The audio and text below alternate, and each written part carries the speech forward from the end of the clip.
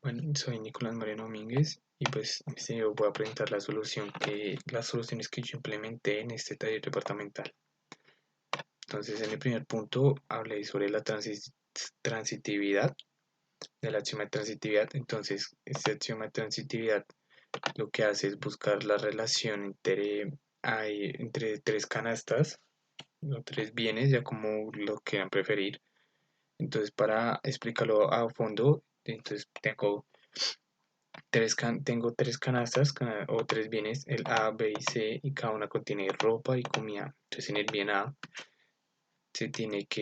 hay 30 unidades de ropa y 40 de comida. En el bien B tenemos 22 unidades de ropa y 33 de comida. Y en el bien C tenemos 30 unidades de ropa y 25 de comida. Entonces, ya para explicar bien la axioma de transitividad, lo que busca es saber qué relación tiene el consumidor con el bien A y el bien C. Entonces la transitividad en tres pasos permite, con tres pasos haya lo que es esta relación.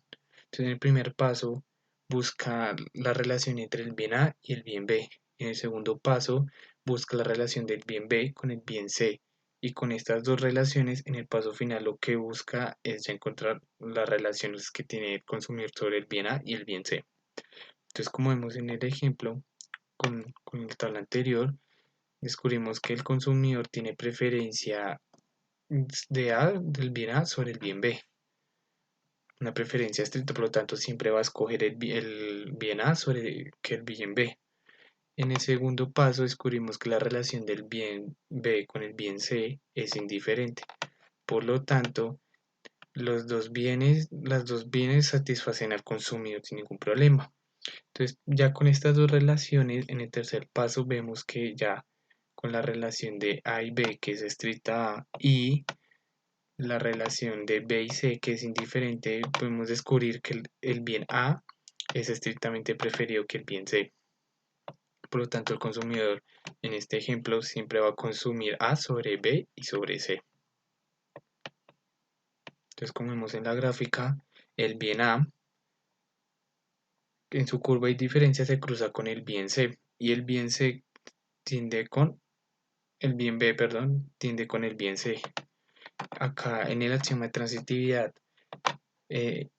nunca se deben cruzar los puntos, es decir, el bien A nunca se debe cruzar con el bien C en su curva de diferencia. Si se da esto, entonces no se está cumpliendo con el axioma de transitividad. Como se ve en la gráfica, A solamente cruza con B y B cruza con C. Nunca se van a cruzar las dos A y C, si no, el axioma no se cumple. En las curvas de indiferencia, eh, la curva de diferencia lo que permite es la diferencia de canastas de bienes que dan el mismo nivel de satisfacción al consumidor. Estas curvas tienen cuatro propiedades y pues una de ellas que sobresale en los en los sustitutos imperfectos es la E, es la siguiente, son conversas al origen. Entonces, ¿en qué consiste? En que a medida que el consumidor tiende a tener menos disposición a intercambiar cantidades de un bien por otro, hace que la curva se vuelva más convexa. Y esto siempre y cuando sí se logra a lo largo de la curva. Entonces, como se representa en la gráfica, el punto B y en el punto A tenemos entre hamburguesas y pizzas. Entonces, en el punto A, el consumidor tendría que arriesgar 5 unidades de hamburguesa para obtener una de pizza. Mientras que en el punto C y en el punto D, el consumidor tendría que arriesgar 2 unidades de hamburguesa para obtener 2 de pizza. Si se da que, entonces con esto, ¿cómo se podría relacionar con sustitutos imperfectos? Porque a medida que un consumidor se va, se va, se está empezando a consumir más unidades que, digamos, en este caso empieza a consumir más hamburguesa que pizza, entonces la hamburguesa se convierte en un bien normal y la pizza se vuelve en un bien inferior. Listo. Entonces, el axioma débil de preferencias reveladas. Este axioma débil lo que habla es que si una canasta A es revelado preferido a B, en una primera instancia deducimos que A siempre se escogía sobre B. en un primer momento o momento cero, ya como lo quieran decir las personas. Ahora, hablamos en un segundo momento en que A se revela preferido B. Esto siendo, en el segundo momento, quiere decir que ahora B es preferido que A. Y el consumidor siempre va a escoger B sobre todos los casos. Se asume que la canasta B es más escogida ya que al consumidor no le alcanza para la canasta A. Esto también se debe a que el consumidor ya no va a escoger una canasta en donde tenga B y A. No, el consumidor solo debe consumir o la canasta A o la canasta B. En este caso, la canasta B en el segundo momento. Entonces tenemos un ejemplo en donde hablamos de empanadas y arepas. Entonces en un momento cero, donde el precio es a 1505 unidades de empanadas, y en un momento uno, donde un momento 2 y un momento acá uno, ya como lo quieran decir, que tenemos en el momento uno 1500 y una cantidad de 2 empanadas. En las arepas tenemos en el momento cero 2000 por 2 unidades, en 2 unidades, y 2500 con 3 unidades de arepas. Entonces, decimos que si el precio del momento cero con la cantidad del momento uno es menor o igual al precio y a la cantidad del momento cero, se va cumpliendo. Y si el precio del momento uno con la cantidad de cero es mayor a la del precio y cantidad del momento uno, podemos decir que se cumple el axioma débil. Entonces acá, como seguimos con el ejemplo, vemos que el precio en el momento cero con la cantidad del momento uno es menor a la del precio y cantidad de cero, del momento cero. Y también damos cuenta que el precio y el momento el precio y la cantidad del momento uno es menor al precio del momento uno y la cantidad cero. Por tanto, el axioma débil de relaciones preferidas se cumple. De preferencias reveladas.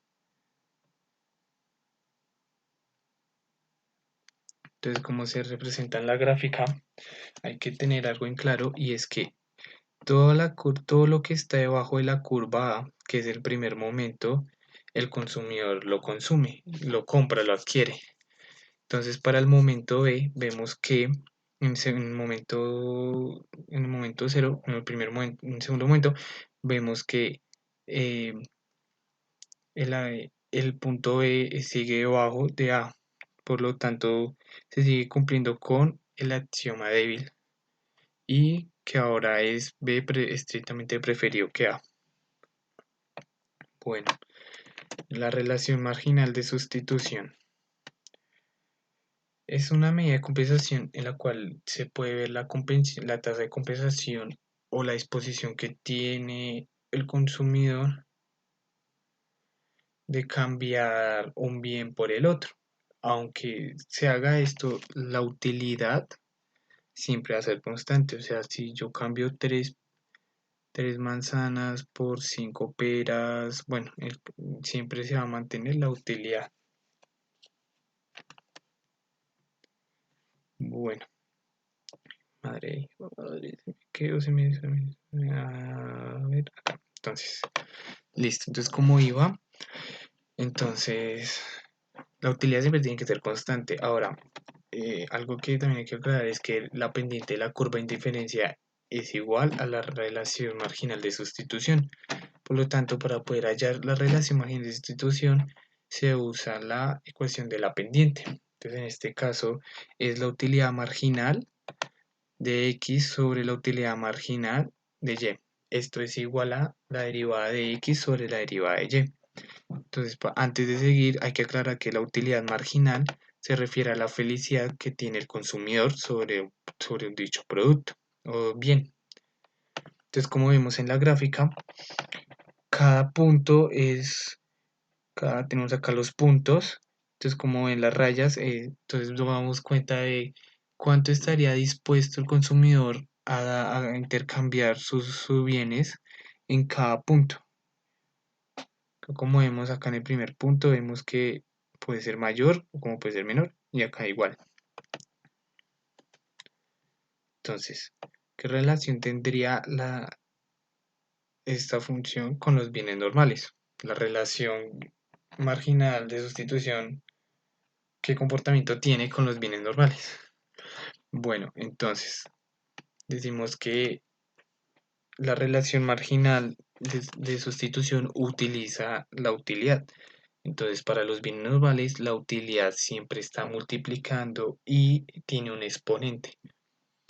Entonces, por lo tanto, decimos que en este ejemplo tenemos que la utilidad es 3x al cuadrado por 5y al cubo. Entonces, su relación marginal, al ser derivado, hallamos que es 6x por 5y al cubo dividido en 15x al cuadrado por y al cuadrado. Al poder simplificar y reemplazar, hallamos de que está 2x sobre y. Y aún nos damos cuenta que la relación marginal es de 2. Esta relación marginal va variando a medida de lo largo de la curva, debido también a que es una utilidad de exponente, por lo tanto no va a ser constante y siempre va a estar y se expone a cambios. Y más, pues si el consumidor o un bien o una renta aumenta. Pero en estos casos, la relación marginal de sustitución no va a ser la misma, no va a ser siempre, debido a que es un exponente y por lo tanto es una curva. Bien, en los sustitutos perfectos decimos que la función de utilidad es lineal, es decir, que está sumando y no tiene exponente. Entonces, tenemos acá un ejemplo en que tenemos 4x más 2y en su relación marginal, sabiendo que cuando se suman, cuando se deriva con sumas, se tiende más que nada a ser una constante. Entonces, al ver la gráfica nos damos cuenta de que mueva por donde se mueva el punto, siempre va a ser constante la pendiente, la relación marginal de sustitución. Siempre va a ser constante. Bien, entonces, restricción del presupuesto. Entonces, restricción del presupuesto es un conjunto presupuestal de bienes o servicios donde el consumidor adquiere y consume o quiere también con el dinero que dispone. Entonces, disponemos de la ecuación en donde hablamos de un precio en X por X más de un precio de Y por Y tiene que ser menor o igual a la renta. Entonces, ¿cómo se relaciona con el impuesto? Pues el impuesto es, es un valor, una cantidad, un ingreso que se involucra al consumidor. Entonces tenemos un ingreso en donde la renta, que en este caso tenemos 100.000, se resta con el impuesto, se resta con el ingreso, perdón.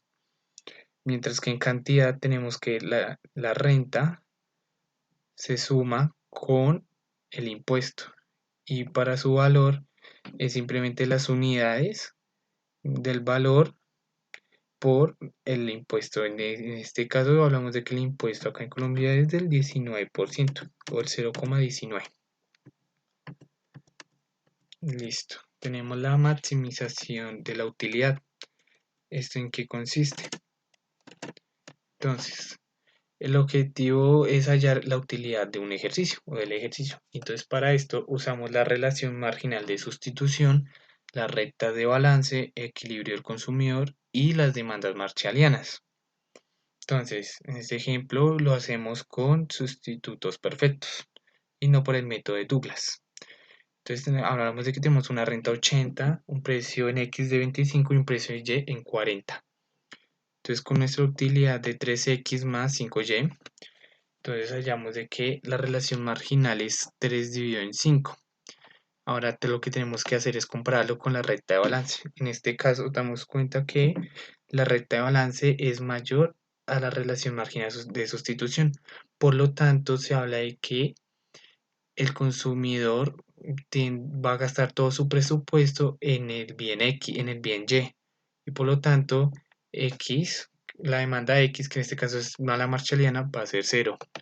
Si en el debido caso de un ejercicio se da que la relación marginal de sustitución es mayor a la recta de balance, el consumidor, se dice que el consumidor tiende a gastar todo su presupuesto en el bien X. Si en otros ejercicios se da que la relación marginal de sustitución y la recta de balance son iguales, van a haber diferentes puntos de tangencia en la ecuación, por lo tanto es infinito.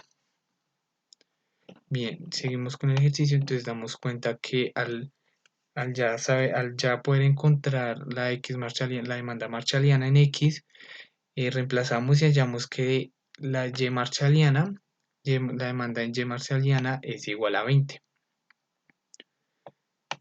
Con esto las podemos ya simplemente, ya con esto llevamos el equilibrio y solamente nos quedaría reemplazarlas en la utilidad y poder hallar la curva de indiferencia. Entonces, como si en la gráfica, la curva de indiferencia yace en toda la esquina en Y debido a lo que se mencionaba anterior, la relación marginal de sustitución es menor a la recta de balance. Si se da en el debido caso que la, la relación marginal de sustitución es mayor a la recta de balance, la curva de indiferencia saldría desde este lado, desde la esquina de X. Entonces, como vemos acá en el ejemplo, tenemos acá a la renta sobre el precio de Y, que es lo mismo a la Y marshalliana, que en este caso es 20, y tenemos la curva de diferencia, como ya decía, que es igual a 100. Listo. Entonces hablamos de efectos de renta y sustitución. Entonces en este caso hablamos de que el efecto de renta y sustitución se calcula mediante Stulsky. Un método que consiste de 4 pasos que nos dicen, nos explican, nos aclaran de qué pasaría cuando un precio de un bien, sea que suba o baje, qué efecto tendría sobre la renta. Prácticamente es lo que nos está diciendo. Entonces acá tenemos su ecuación, que es el efecto total, que el efecto total ya sea de un bien, X o Y, igual al efecto de la renta en X o Y, más el efecto de, sus, eh, de sustitución. Entonces,